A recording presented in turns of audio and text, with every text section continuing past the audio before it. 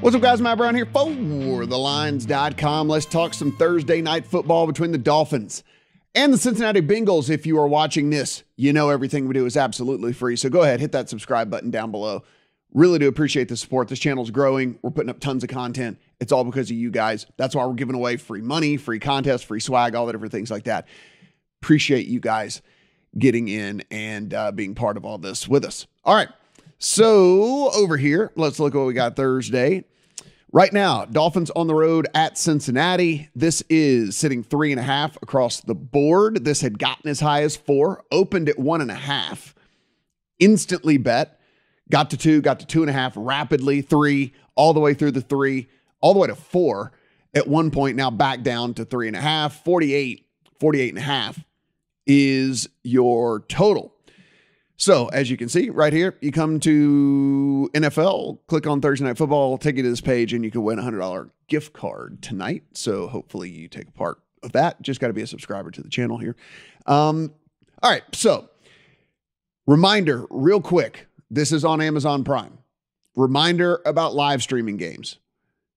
Do not live bet these games unless it's on some sort of natural break. If it's on a timeout, if it's on a quarter break, halftime, something like that. But do not bet your traditional in-game bet like we would, because it is on a big time delay. So whatever number you're getting, whatever's going on, the sportsbook knows what has happened. They're probably 2 or 3 plays ahead of you. So just remember that as you are live betting, that whatever number you are getting is stale, and something they know 2 plays ahead of you, it's already happened in the game. So just on these Thursday night games, just remember, let's do it on the natural breaks, timeouts, quarters, replays, whatever it might be. Whenever there's a long pause in the game, that's when we want to get in if we're going to bet live in these things. Injury report, we got questionable: Tua Tagovailoa, Teron Armstead, Jalen Waddle, Xavier Howard, Brandon Jones, and Raekwon Davis on the Dolphin side of things. Tua expected to play, Waddle expected to play. We'll see about everybody else in this one. Xavier Howard is kind of the big one that I'm looking at here, because he's battling through a groin injury. We already know that the secondary is down Byron Jones because he's on IR. So if you don't have Xavier Howard out there going up against this trio of receivers for Cincinnati, that could be bad news. On the Bengals side of things, starting defensive tackle TJ Reader is out for them. Questionable: Lyle Collins and Jermaine Pratt. Pratt is a linebacker for them, if you were wondering. So that is what we will be monitoring 90 minutes before game time in this one to see how this all pans out. I will continue to scroll here if you want to read some of this other stuff about the matchup here for the game. Look, guys, this was a very simple one for me. I'll admit, I do have a 2.5 on Cincinnati in the account, -2.5. I missed the 1.5. I missed the 2. I caught the 2.5 before it got all the way to 3 and blasted through the 3. What I do on Sundays, and I think that this is something that is a good general tip for you guys as well. If I notice something abnormal is happening in a game, I will jot it down, and then I will look for when the lines come out later Sunday evening. And if that doesn't jive with kind of what I'm looking at here, then I bet on that. As I was watching this Miami Buffalo game, I noticed how ridiculously long the Miami defense was out on the field. Then they would cut to the pans of the guys on the sideline, laying down, looking like they were dying, like getting training staff to spray the water down their throat because they weren't even able to hold up, blowing fans on them and things like that. It was hot. It was humid. And this defense for Miami was on the field for, and I'm not kidding, 90 plays and 63 Josh Allen dropbacks. So I jotted down, I'm like, wow, this defense could be tired on a short week. Sure enough, this game came out at under a field goal, and it was an insta-bet for me on the Cincinnati side of things, because they just coasted in a very easy game against the Jets. Sometimes there are situational spots that situational circumstances that we play, and this just happened to be one of those situational circumstances in which Miami got a very strenuous game on Sunday and has to come back and play on a short week. And then you throw in the fact that Tua's been dealing with something, right? You watched it. He said it wasn't a head injury. We'll believe him. But you saw what it looked like for him. He's dealing with something. You got Waddle dealing with something. You got Xavier Howard dealing with something. There's just a lot of key players here on Miami that for me, it was just a very easy play for me on Cincinnati in this. Now, what I got it at and what you can get it at doesn't really matter now, does it? So sitting here at 3.5, if you want to play Cincinnati, do you roll the dice that when Tua is officially ruled in and Waddle's officially ruled in, and let's say, one more of these big guys is officially ruled in. Let's say Teron Armstead officially ruled in, and that makes the rounds around Twitter and you get the push notifications and all that. Does that get this back down to the flat 3? And if that's the case, you could roll the dice and wait and see. Because here's the deal. It's not going to, even if it gets back to 4, the difference between 3.5 and 4 isn't really that big of a deal to you. So my thing would be here, if you want to play Cincinnati in this, is to wait if you believe all those guys are going to play. Now, this could really work against you, however, if Tua's a surprise scratch. All of the indications are he said he's going to play. The beat writers say the plan is for him to play. But again, if he does not play, of course, his number is going to fly, right? It's going to be Teddy Bridgewater. And if that's the case, like this 3.5 becomes 6. So, that is the gamble that you come in here with. But again, more likely to play than not. And with that, if I'm going to play Cincinnati, I'm just going to wait, hope that the news that he's officially playing, that Waddle's officially playing, Armstead's officially playing, draws some money on the Dolphins and pushes this back down to the flat 3. I think this is a clear Cincinnati play, like I said. I mean, listen, the weird thing is these two teams are inverse of each other from what we thought coming in the season. As of right now, the Miami offense is the offense that is number 2 rated DVOA, number 6 rated by Pro Football Focus, the number 1 offensive EPA team in the NFL, 3rd in yards per play, 2nd in yards per pass. They're top 10 in early down success rate, top 10 in early down EPA. All this stuff for this Miami offense. We thought the defense was going to be very, very good. Instead, the defense is in the bottom 3rd in just about every single statistical category except for their run defense. But their overall defense, 24th DVOA, 20th by Pro Football Focus. Their pass defense, 29th DVOA, 29th by Pro Football Focus. They're getting no pressure at all, 28th pressure rate. Defensive EPA, 23rd. That's what I'm saying. Like, it's the reverse image of what we thought Miami would be coming in. And the same can be said for Cincinnati. Cincinnati's defense is what's the top 10 defense right now. Pro Football Focus has Cincinnati's defense as 3rd overall in the NFL right now. Their offense, on the other hand, 25th. So for all the Joe Burrow and the Jamar Chase and the T. Higgins and the Tyler Boyd and the revamped offensive line, you have an offense right now through the first 3 games that's in the bottom 6 of the NFL. But their defense is in the top 5, top 10. So, I mean, again, it's just the flip-flop of how we thought both of these teams was going to be. Now, will there be regression to the mean? Absolutely. And if that means there's regression to the mean on the offensive side of the ball, that means Cincinnati gets better and Miami gets worse. And if that's the case, then I think that makes Cincinnati the better team. But will that regression come this week? Who knows? That's what we're looking at anyway.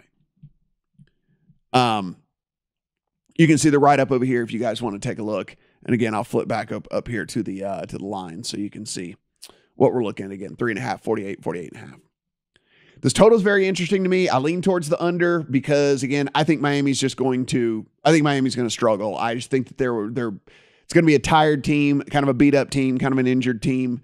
I just don't see a ton of offensive success for them in this, again, against a Cincinnati defense that's actually been really, really good, especially on early downs. Like, this early down defense is 4th in the NFL. And they keep putting teams in 2nd and 3rd and long. And if you do that, then you're going to have success in the NFL. There's no doubt about that. So that's where I'm at in this one from a side perspective. On a total perspective, there's too many variables for me. I do lean to the under, like I said. Too many variables, though, because if Miami, whatever, it's the NFL. These are fine-tuned athletes. Maybe this weather thing that happened to them this past week and being out on the field and all the things like that isn't as big of a deal to me, and isn't as big a deal to them as it is to me. And if that's the case, then maybe they put up a bunch of points and stuff. So I don't know. I'm not playing the total just on Cincinnati here. From a prop perspective, let's go to Joe Burrow. And look, I'm going to play the over 265.5 on Joe Burrow. And here's the thing. This Miami rush defense has actually been very good. And the rush offense for Cincinnati has been very bad. And so if you take the path of least resistance, and we're talking like rush offense ranked 30th, 25th by the various metrics out there, we don't believe that this pass offense is as bad as it has been so far. And it kind of got back on the right track last week against the Jets, albeit it is the Jets. But Miami's secondary and defense has actually been worse than the Jets, are right there on par with how bad the Jets have been. And so if you look, the path of least resistance here for the Cincinnati team is to throw the ball, is to get it in the air early and often against a defense that, again, was out on the field for 90 plays and for 63 dropbacks for Josh Allen. Look, this defense loves to play man. They still are playing man at the third highest rate in all the NFL at 43.7% through the first 3 weeks of the season. That is even with them having to basically go into a ton of cover 2 in the second half against the Bills because their guys were just exhausted. They couldn't be chasing the guys all over the field anymore. They were going to pass out. Like, it couldn't happen. So they had to go and play a bunch of cover 2 in the second half. Now, the weird thing about that is it ended up working out better for them. It was a little bit more successful for them when they moved to the cover 2 in the second half, which makes me wonder if they're going to do the same against Cincinnati and like just kind of abandon almost the man coverage looks and just go into a cover 2, kind of sit back in a cover 2 zone and see what happens. And if that's the case, that going back to the total, that also should lean us towards the under again, because they're just going to keep every single thing in front of them and make Joe Burrow and them dink and dunk all the way down the field. So again, just not to jump all over the place, but that would be another reason to kind of lean towards the under there. But that being said, they're not going to run the ball a ton. Cincinnati's just not. There's no reason to. It's not the way they should attack this defense, and it's certainly not the way they should attack this defense given what this defense just had to play 3 days ago. So we're going to play over on Burrow passing yards tonight. And I put together a same game parlay. And the reason I did this is because I know a lot of people play these same game parlays. And I just wanted to basically give a lesson here in, if you're going to do these things, just make sure they're correlated, right? Like, make sure you're telling a story and make sure that the story you're telling is how you think the game is going to play. So me, for example, I think Cincinnati wins tonight. So in a same game parlay, I have Cincinnati winning. I have them scoring 20 points. I think for them to win this game, they're going to have to score at least 20 points. So over 19.5, right? Telling the story. Cincinnati wins by scoring at least 20 points. Well, how do they get to the 20 points? Joe Burrow has a pretty successful day throwing the ball. I did it only at 255. As we know, we just saw his passing yardage total is higher than that. It's okay. I gave myself a buffer. Over 255.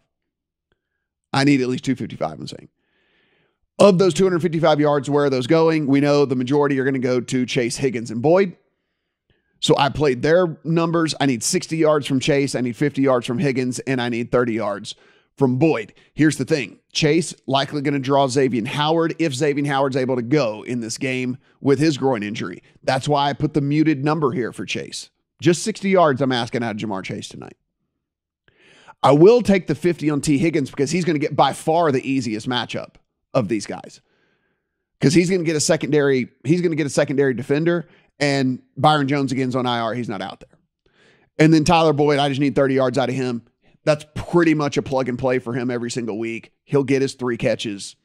And with that, he'll most likely get you 30 yards. So I'm telling my story here of the Bengals winning.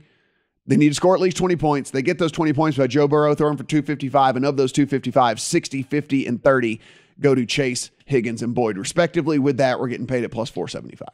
So again, if you're playing the same game parlays, just make sure you're telling a story and make sure that it tells the story of how you think that the game is going to go.